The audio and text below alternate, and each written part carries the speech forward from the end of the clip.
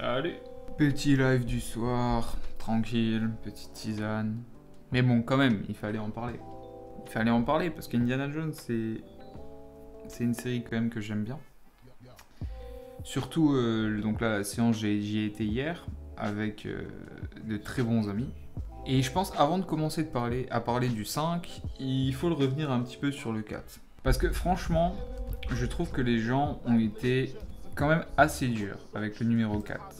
Alors, allons-y doucement. Hein. J'ai pas dit que c'était un bon film non plus. Mais franchement, ça reste relativement un blockbuster d'assez bonne qualité. Surtout, j'ai envie de dire, les premiers 2 tiers du film, et c'est vraiment la fin qui me perd un petit peu, c'est vrai, parce que donc, bon, je pense qu'il y a presque prescription et qu'on peut donc spoiler sans trop de problèmes. À partir du moment où on a vraiment les extraterrestres qui se manifestent, où le film ne repose plus que sur ce postulat un petit peu de, pas surnaturel, mais donc du fait que nous ne sommes pas seuls dans l'univers, qu'ils nous ont déjà visités, que leurs vaisseaux sont encore disponibles sur Terre, là c'est vrai que c'était un petit peu trop pour moi. C'est exagéré et ça ne s'inscrit pas forcément bien dans la diégèse d'Indiana Jones et de ce qu'on avait vu auparavant. Par contre, je serais quand même un petit peu plus tolérant sur la scène du frigo. Parce que... okay, ouais, il y a dû y avoir beaucoup de mèmes là-dessus, je pense. Voilà, c'est ça que je voulais regarder. Qu'est-ce qu'ils ont mis là-dessus, en fait? Ok, ouais, déjà, il y a quand même un certain sens du détail. Parce que pour que le film lui-même dise que ça stoppe les radiations, donc c'est qu'ils avaient déjà un petit peu anticipé le fait que les gens allaient râler et qu'ils la trouvaient peut-être incohérente. Alors c'est sûr, est-ce que un frigo, donc je sais pas s'il est en plomb, non, c'est pas du plomb. Mais est-ce qu'un frigo de ce type, ça peut protéger d'une explosion atomique? Bon, on va pas se mentir, je ne pense pas. Je pense que ça aurait été vaporisé comme l'ensemble du village test. Après, est-ce que ça rend la scène... Est-ce que c'est important, en fait, que cette scène soit vraiment purement réaliste? Bah, dans un sens, j'ai envie de dire non plus, parce que ça la rend très ludique. Parce que pour le coup, on a quand même cette vue qui est... Atomic Explosion... qui est quand même vraiment, voilà, culte. Franchement, j'ai envie de dire culte. Je trouve que la scène d'introduction, elle est vraiment très bonne et peut-être une des meilleures dans les Indiana Jones. Donc, voilà, franchement, c'est un truc qui m'est resté en mémoire, que j'ai vraiment beaucoup apprécié au visionnage. Et ça, on peut dire ce qu'on veut, ça n'a pas été vu dans beaucoup de films. Et la réalisation, franchement, de Spielberg, je trouve qu'elle est vraiment au cordeau lors de cette séquence. Et qu'on n'arrivera pas à faire mieux durant le film.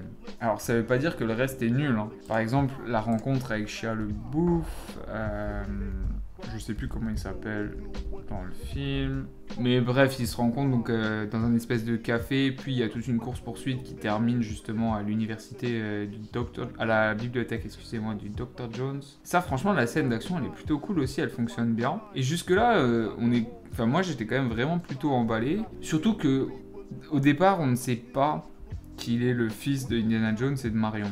Ça aurait pu être, par exemple, le fils d'un remariage de Marion ou d'un autre compagnon que Harrison Ford. Je pense que ça aurait été bénéfique. Ok, ça apporte quelques blagues assez marrantes quand il le découvre, ou quand il se rend compte que sa mère, c'est Marion, justement dans l'espèce de camp dans la jungle, là. Mais après, ça fait un peu too much, dans le sens où il est vraiment montré comme le successeur, et il ringardise un petit peu aussi Indy dans le film, ce que d'ailleurs c'est une erreur qu'ils vont pas faire dans le 5, mais on en parlera plus tard. Et j'ai eu un petit peu du mal, voilà, avec ce personnage, qui était mieux traité au début du film qu'à la fin, et du coup plus le temps passe avec lui, moins en fait on a d'affection pour lui. La scène avec les fourmis, moi elle m'a pas dérangé non plus, je sais qu'il y a des gens qui la trouvent aussi abusée. Bon, on va dire on est dans la jungle, quand même en Amérique du Sud, que la flore et la faune soient vraiment des dangers pour l'homme, c'est pas un problème pour moi et je l'accepte plutôt bien.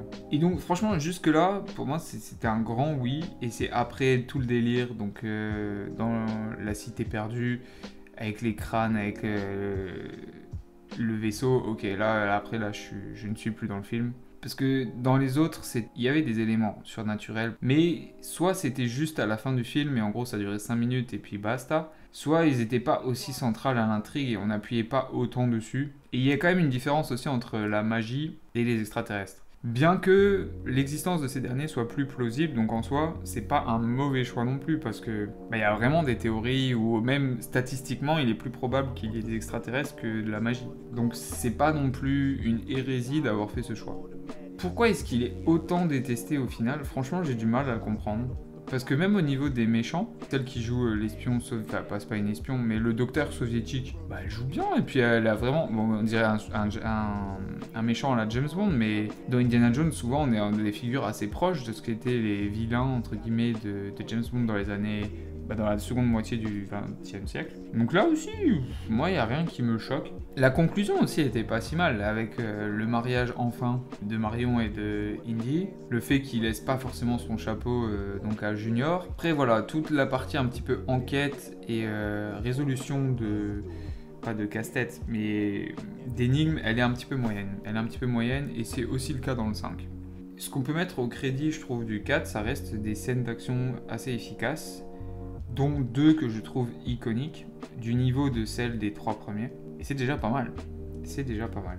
Certains n'ont pas aimé qu'on se moque pas mal d'Indiana Jones dans celui-là, et je suis assez d'accord, parce que du coup ça écorne un petit peu son image, et ça c'est vrai que c'est un petit peu dommage.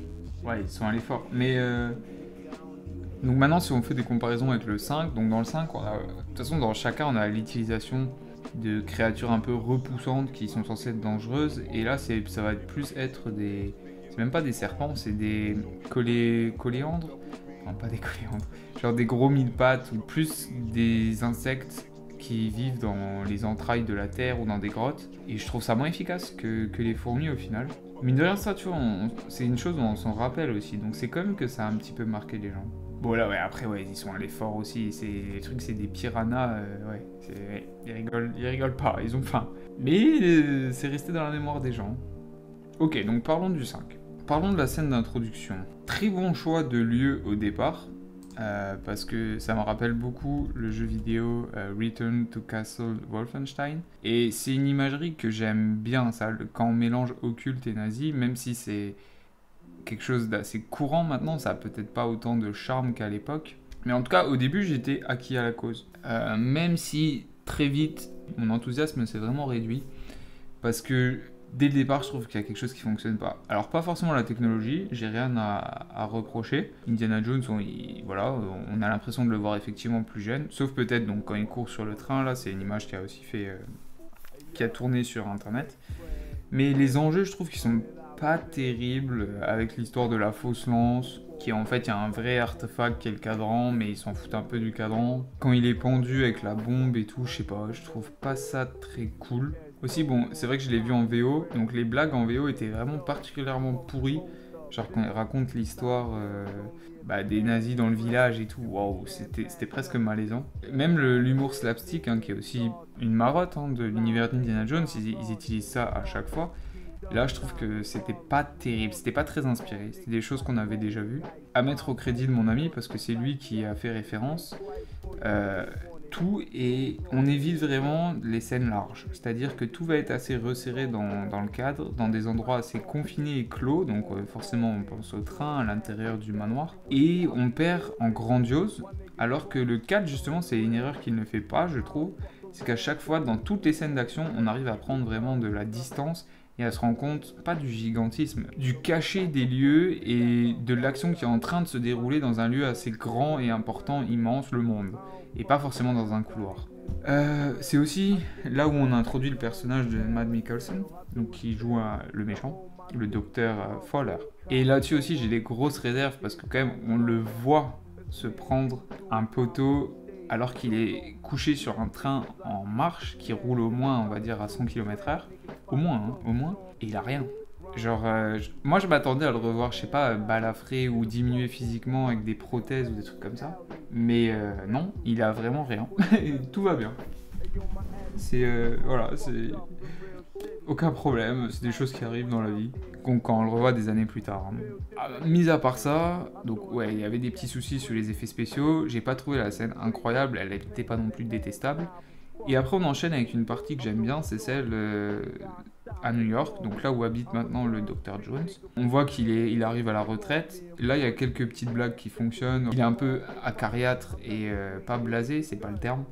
mais presque réactionnaire, parce que du coup il y a les hippies qui font un peu la fête pour genre l'alunissage, la mission Apollo 11. Lui il en a rien à faire, il descend avec sa batte pour qu'il fasse moins de bruit. Quand on lui offre un cadeau pour sa retraite, et il le donne à un passant sans arrière-pensée. Tout ça c'est ok, ça fonctionne, c'est plutôt drôle. C'est presque raccord avec la personnalité de Harrison Ford aussi, parce que c'est quelqu'un... Alors je le connais pas personnellement, mais je pense que il est devenu il possède maintenant un caractère qui ressemble un petit peu à ça et qu'il n'avait peut-être pas quand il était plus jeune. Donc ça c'était ok. La rencontre avec sa filleule et tout, franchement, elle joue très bien. J'ai rien à dire sur Phoebe Phaler, à part qu'elle fait elle a fait, voilà, un excellent rôle dans le film. D'ailleurs, je trouve que tous les acteurs jouent très bien. Donc même Matt Mikkelsen, il joue excellemment bien. Mais c'est juste que son personnage, il est pas incroyable. Même s'il y a quelques bonnes idées, on en reparlera ensuite. Le fait qu'il soit notamment maintenant à la charge des Américains, enfin sous service pour les Américains, qui les a aidés dans la conquête spatiale, ce qui est d'ailleurs le cas historiquement parlant, après que le Troisième Reich se soit effondré. Et on a toute cette course-poursuite dans la parade donc pour la mission Apollo. Et on a cette opposition entre le classicisme d'Indy, qui va utiliser un cheval, et les autres qui vont plutôt utiliser des moyens, des véhicules motorisés, des revolvers, voire des mitrailleuses, alors que lui, pour l'instant, il a même pas son fouet à ce moment-là. Et là, il y avait le potentiel pour une scène culte, parce que c'est une atmosphère que j'aime beaucoup, avec tous ces confettis, avec toutes ces particules, ça donne au niveau de la photographie des choses assez intéressantes. Le monde aussi, la foule, les allées de New York, voilà, elles sont grandioses, elles sont larges, donc ça s'y prête très bien. Surtout, ils ont eu une bonne idée, c'est d'envoyer le cheval dans le métro, dans le réseau souterrain de New York. Ils étaient à ça de nous faire un plan iconique, je pense qu'il aurait fallu se mettre sur le quai à la place des visiteurs et voir genre le cheval passer, puis le train, et ensuite Indy qui revient sur le quai en évitant un petit peu le train. Mais ils l'ont pas fait. En fait, il revient sur le quai et en fait, on voit même pas le train passer.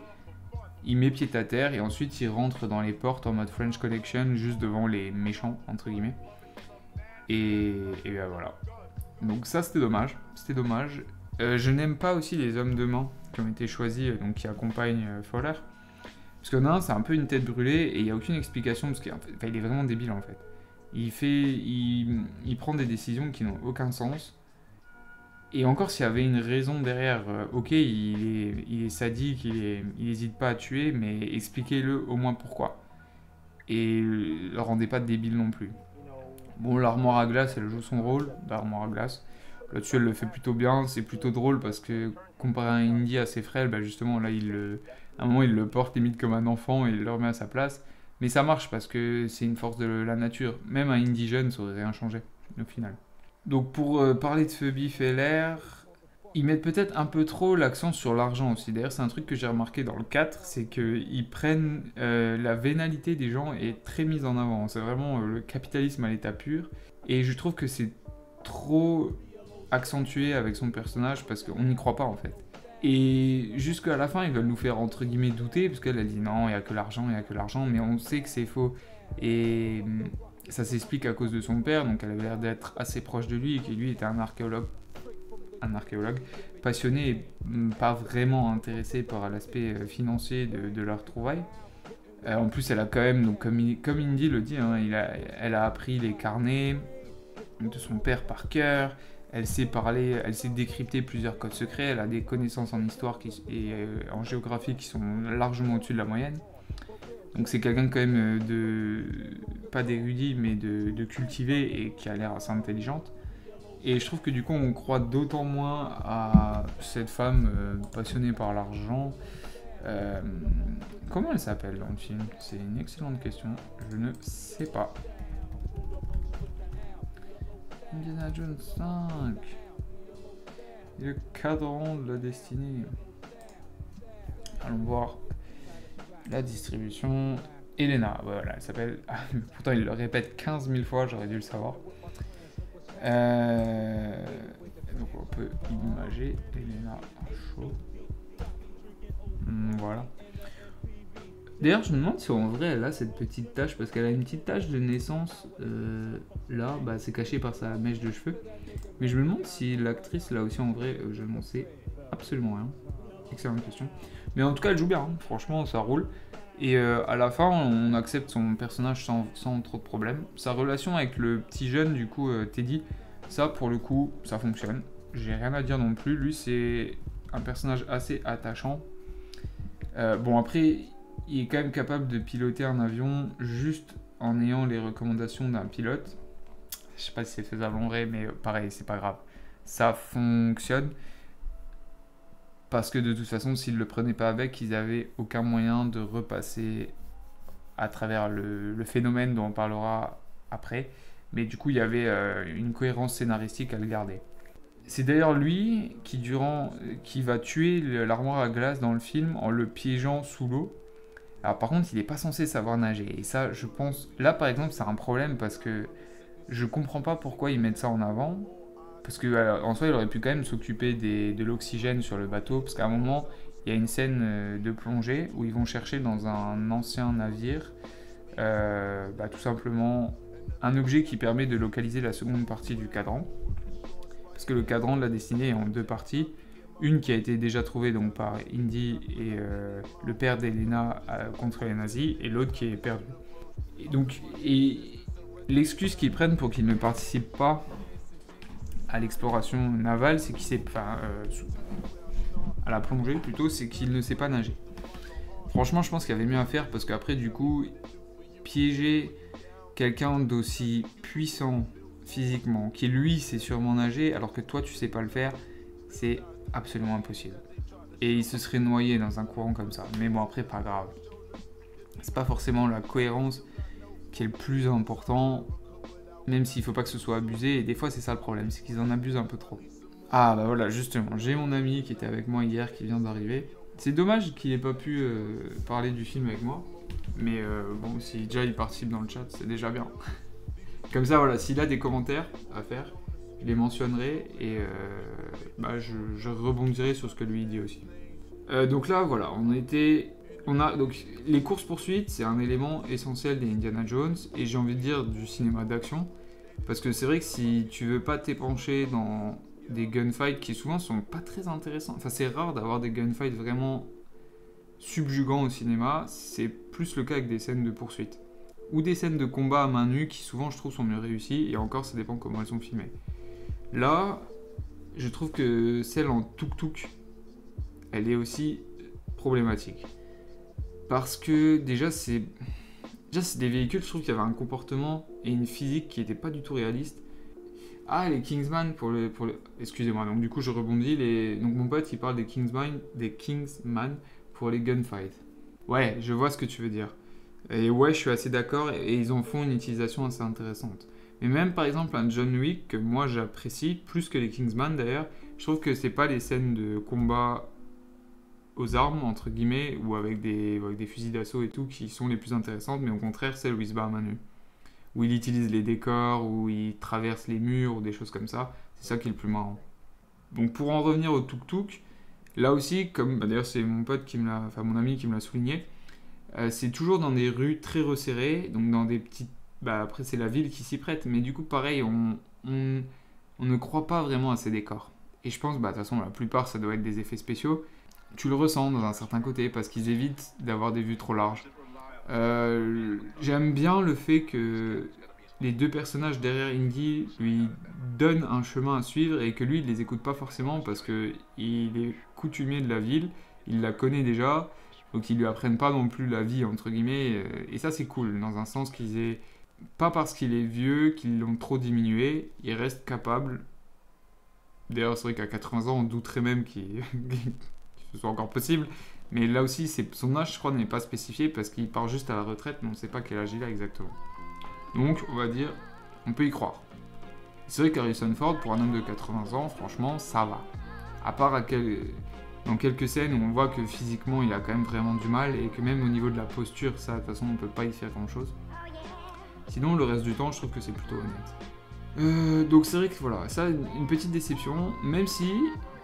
L'humour marchait pas mal dans ces scènes, surtout, il y en a une qui me reste en tête, c'est dans un casino, enfin, c'est un hôtel casino pour le coup, où Helena du coup essaye de vendre le cadran au plus offrant. Donc Indy s'interpose, il utilise son fouet pour genre faire reculer les gens et tout et se créer une sortie.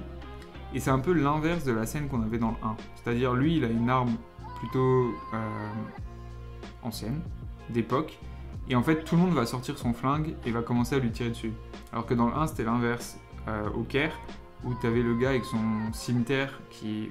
C'est un cimetière, ouais, un cimetière de mémoire, on peut l'imager, qui lui faisait face, et lui, il sortait son pistolet et il lui tirait dessus directement. Et là, qu'ils aient fait l'inverse, c'est assez marrant. Non, c'est un Cairo Gun. Je pense peut-être comme ça on peut le trouver. On va voir. Voilà, tout à fait, cette scène-là.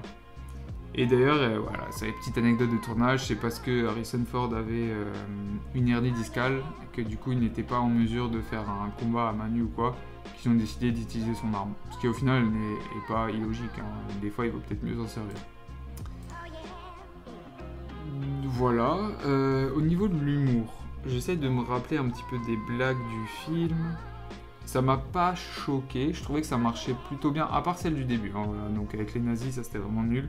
Mais une fois qu'on a passé cette partie, je trouve que ça va. Sur son âge, ils font pas de blagues.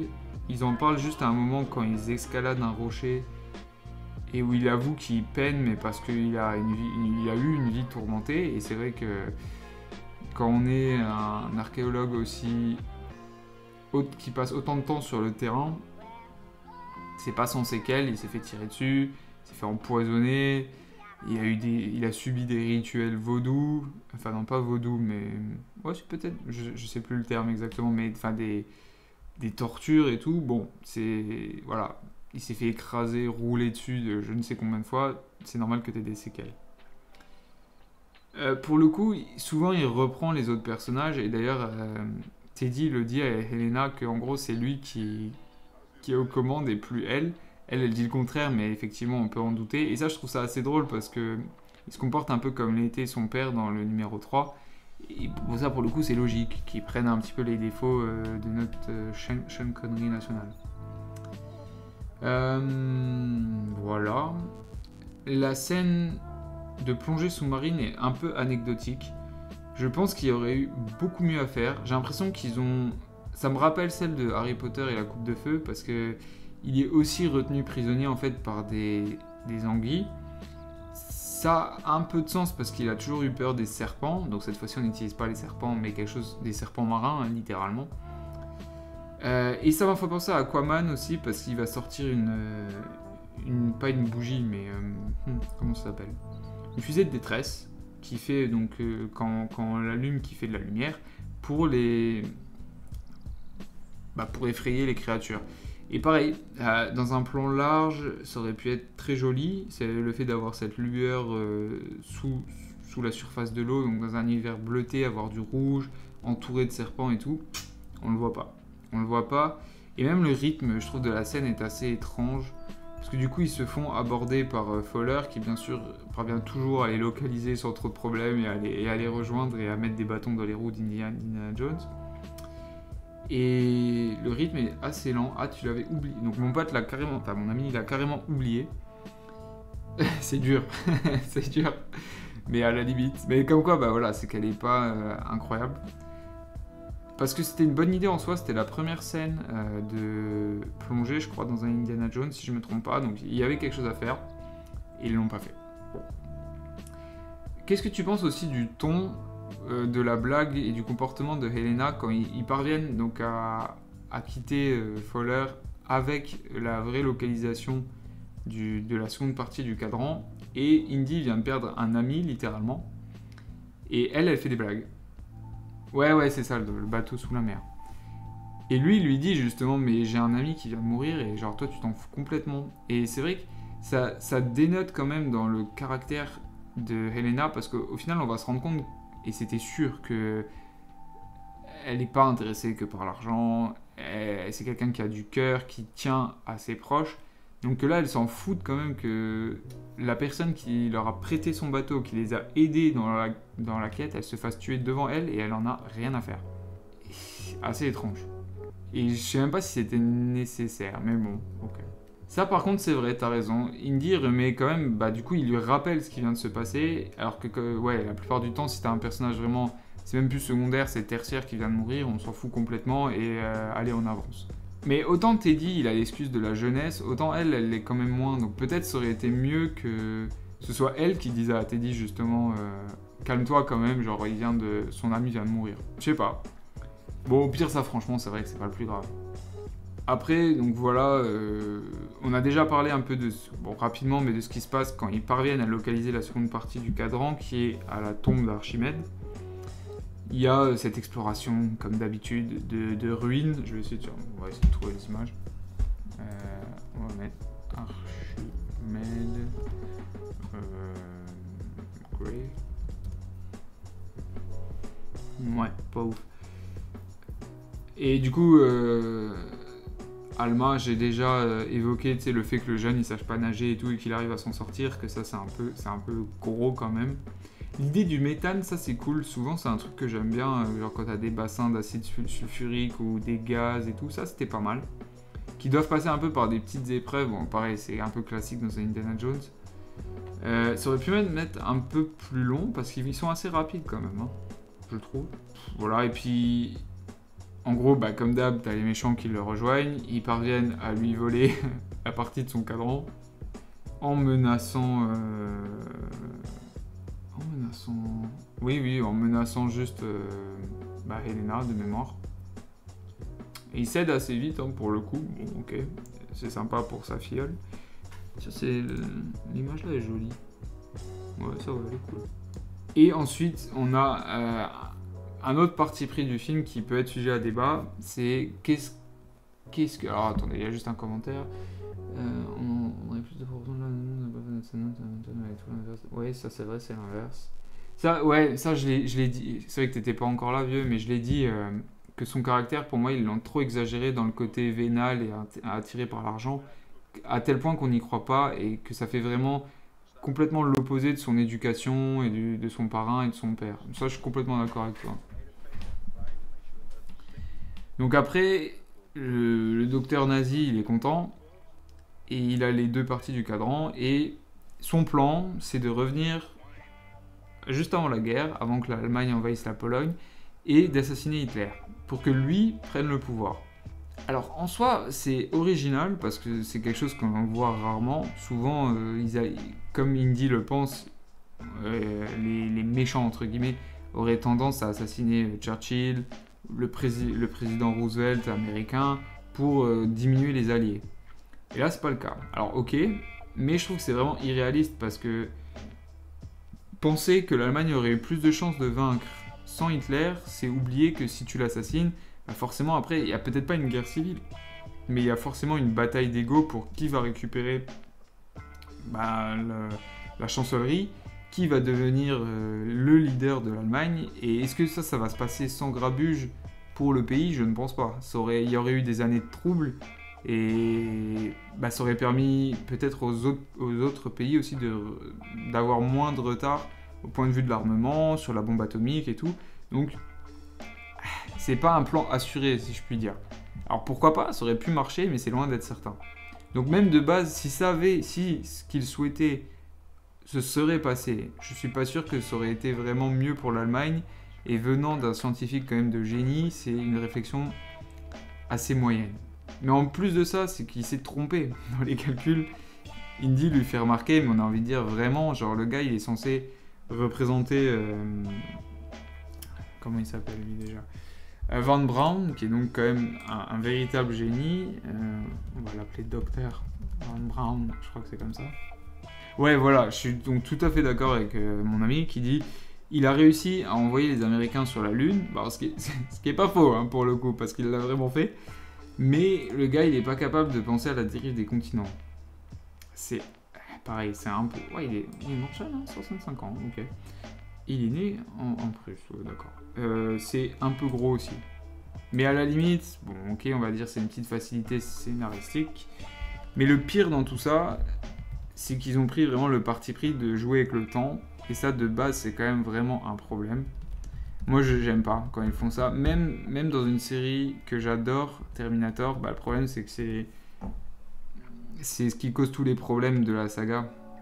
Alors, après, elle repose tellement là-dessus que je l'imagine pas vraiment autrement. Mais à chaque fois que tu joues avec le temps, tu sais que tu es face à des paradoxes et qu'il y a certaines personnes qui vont te critiquer là-dessus. Peut-être à raison, hein, parce que tu fais un choix qui est quand même douteux. Et là, ils parviennent donc, à revenir dans le passé, mais pas où ils le pensaient. Et ils se retrouvent au siège de Syracuse avec Archimède, et notamment donc, le monsieur qui a désigné entre guillemets le cadran, et qui est actuellement en train de se battre contre les Romains. Et là, pareil, je pense que si ça avait été Spielberg dans le même état d'esprit que pour l'Arche perdue, il nous aurait juste fait peut-être un aperçu du passé. Il y aurait eu un combat dans l'avion et il serait reparti tout de suite. Là, ils mettent quand même pied à terre. Indy, il rencontre Archimède et tout ça pour rien.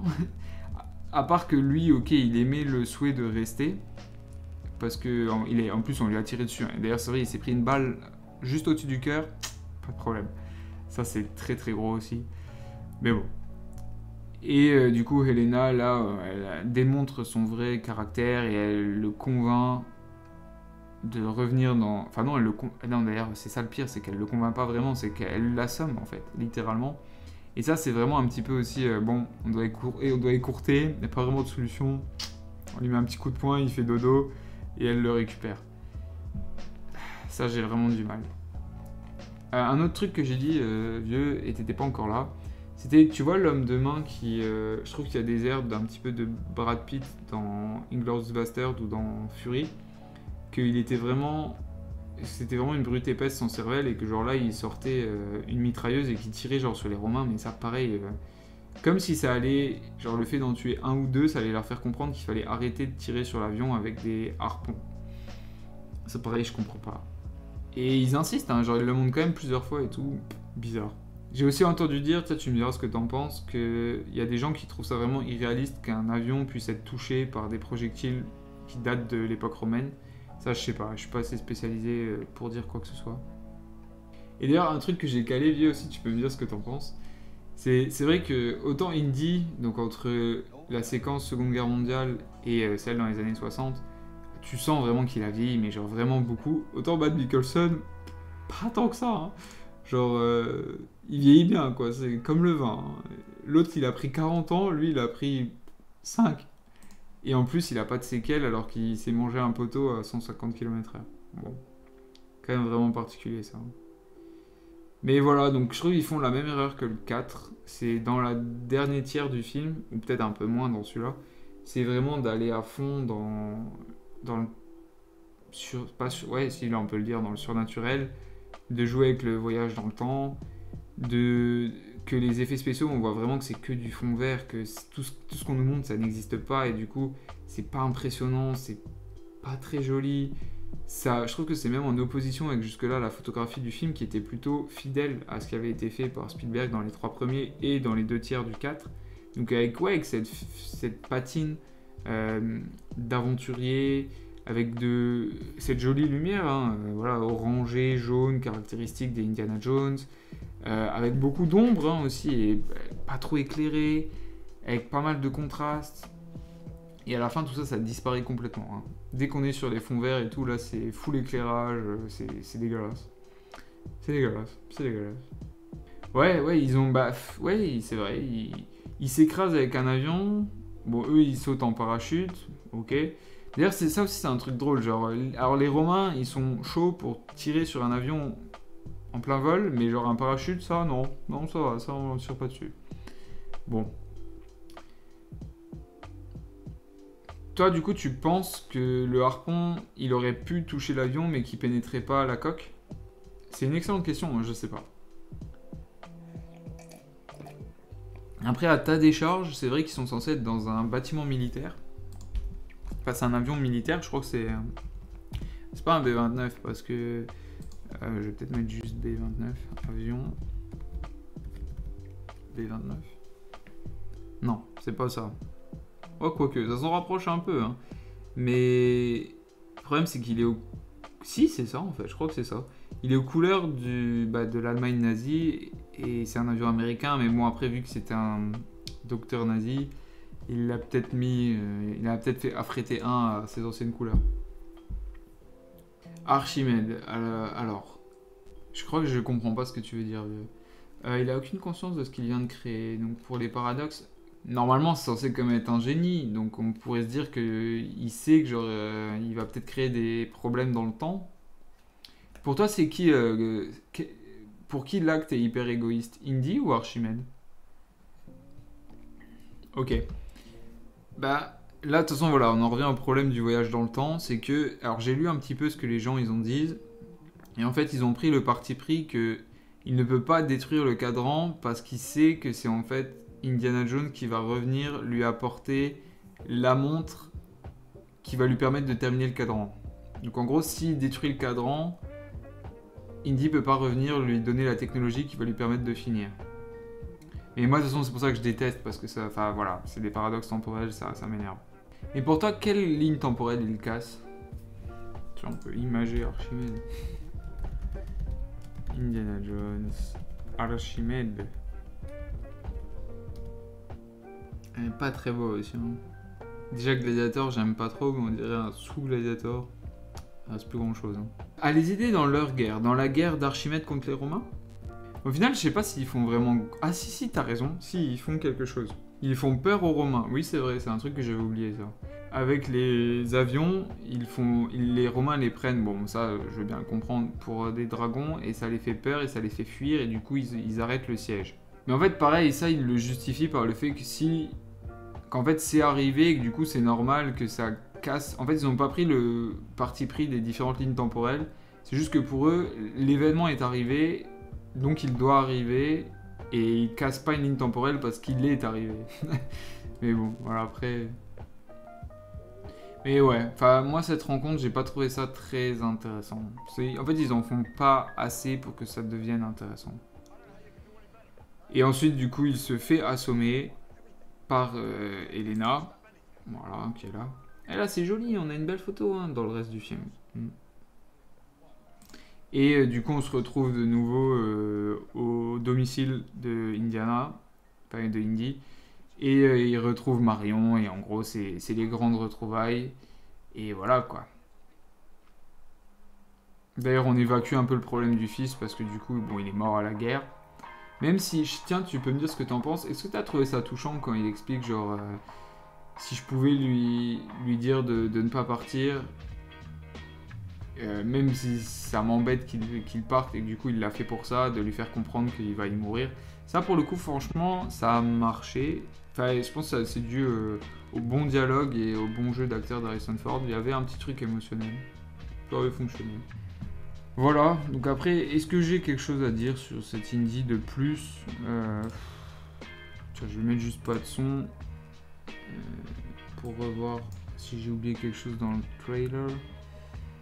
Donc ouais, la scène dans le métro qui aurait pu être culte. Le reste... Même le fait qu'ils tuent trop de civils, les méchants entre guillemets, sans que ça fasse trop de bruit autour. Parce que c'est vrai que la police n'intervient pas, il n'y a rien, je sais pas, c'est bizarre. Ouais, voilà, après sur les toits, voilà, donc ça j'aime bien, ça c'était cool. Donc ça aurait pu être culte. Mais la seconde partie est vraiment moins bien du film. Ouais, le bassin de méthane, là, ça c'était sympa. C'est le seul petit énigme, la seule petite chose trap qui était cool. Donc on a lui qui était dans le 1 et qui du coup revient, mais bon c'est anecdotique aussi. Ah oui, un autre truc qui m'a vraiment saoulé vieux, et toi d'ailleurs je sais pas si c'est aussi le cas. Dans la course-poursuite au Maroc, du coup, il y a l'amant de Helena avec qui elle aurait dû se marier qui se mêle aussi à la poursuite, et ça m'a vraiment agacé aussi parce que déjà il arrête pas de répéter son nom. Je sais pas si t'as calé, à chaque plan il l'appelle, il fait Helena, Helena, Helena. Genre il le dit sans rire, il le dit au moins 10 fois. J'avais l'impression que c'était Adrian dans Rocky. Ça m'a saoulé. Bon, après, c'est pas trop grave. Et ils explicitent pas vraiment aussi, genre, pourquoi il récupère la montre. Enfin, on sait pas vraiment ce qu'il fait de la montre. Ou alors, c'est peut-être que... Oui, c'est vrai qu'on le voit que 2 minutes et après, on le voit plus. Hein. D'ailleurs, il abandonne la poursuite, ouais, et puis on le voit plus jamais. En vrai, il sert à rien. Il sert à rien à part rajouter un gars dans la poursuite, quoi. Il sert à rien, ça. Est-ce qu'ils explicitent le fait qu'il utilise la montre du coup qu'il récupère sur le cadavre de Fowler ou Matt Mikkelsen pour le cadran ou pas? Je me rappelle plus. Ils le précisent? Ça en vrai je sais plus. Peut-être que si toi tu sais, dis-moi. Moi, je ne m'en rappelle pas. Tu sais plus non plus? Bon bah on est deux. Tu vois là si on fait Indiana Jones Best Scene, qu'est-ce qu'on va avoir? Que des trucs vieux hein. C'est un peu triste parce que les autres ils méritent quand même aussi. Quoique ça c'est dans le 2, ouais, Temple of Doom. Celui que tu préfères du coup. Bon choix, hein, bon choix. Mais sinon, ils ont mis un peu du 3 aussi. Ouais, la scène là avec Sean Connery est vraiment cool. Celle-là aussi avec le sidecar et tout. Ah ok, mais alors dans ce cas, il utilise même pas la montre, genre le mécanisme de la montre pour ses recherches. C'est vraiment genre juste... Ouais ok, alors je trouve ça encore presque plus décevant. Voilà, en tout cas, c'était le dernier film d'Harrison Ford dans le rôle. Et je pense que c'est une bonne chose. Hein. À un moment, il faut quand même savoir s'arrêter. C'est une conclusion qui est pas dégueulasse. Hein. J'ai pas non plus passé un moment horrible, il faut arrêter. Mais bon, voilà. Un peu dans la lignée du 4. Hein. Mais que moi, je le mettrais un peu plus haut que ce que la plupart des personnes font. Oui, il récupère le chapeau, mais là, j'espère quand même qu'il le met pour se protéger du soleil et pas plus, quoi, jusqu'à ce qu'il meure tranquillement. C'est sûrement le mieux à faire. Sait-on jamais. Après, c'est vrai que s'il vend ses droits visuels, ils peuvent nous le faire en CGI complet, sûrement. C'est vrai que les scènes de train dans Indiana Jones, il n'y a que ça. Hein. Tout le temps des scènes de train. Même dans la série Indiana Jones Junior, où il apparaît jeune, il y a aussi des scènes de train. Dans le jeu vidéo, il y a des scènes de train. Toujours des scènes de train. Ah, par contre, tu vois, dans le 3, je sais pas si tu te souviens, vieux, souvent le père Sean Connery est répété, genre, c'est intolérable. Et c'était assez drôle parce que c'était à des moments où, genre, où son fils il faisait des trucs de fou pour le sauver. Il lui dit, mais c'est intolérable, on n'a pas le droit de faire ça. Et dans le 4, Indy, du coup, il récupère la même phrase exactement et il le dit à Shia le bouffe. Et ça, pour le coup, ça m'avait fait assez rire aussi. Et d'ailleurs, qu'est-ce que tu penses? Là, tu sais, je vois le nom de John Williams, donc on peut aussi en parler. Qu'est-ce que tu penses de la musique? Moi, j'ai trouvé ça quelconque. Genre, on reprend très rarement son thème, mais sinon, la plupart du temps, c'est passe-partout, il n'y a rien que j'ai gardé en tête. Ouais, insipide. Ouais, je suis assez d'accord. Même Antonio Banderas aussi, il l'utilise tellement mal. Parce que je crois que celui qui joue le fou de la gâchette, là, c'est lui. Et du coup, Antonio Banderas, il sert à rien du tout dedans aussi. Ah ouais, carrément, j'avais pas vu un énorme flop. Le film est un flop monumental. Ah ouais. C'est dur quand même. N'est pas Steven Spielberg qui veut, oui, ça c'est certain.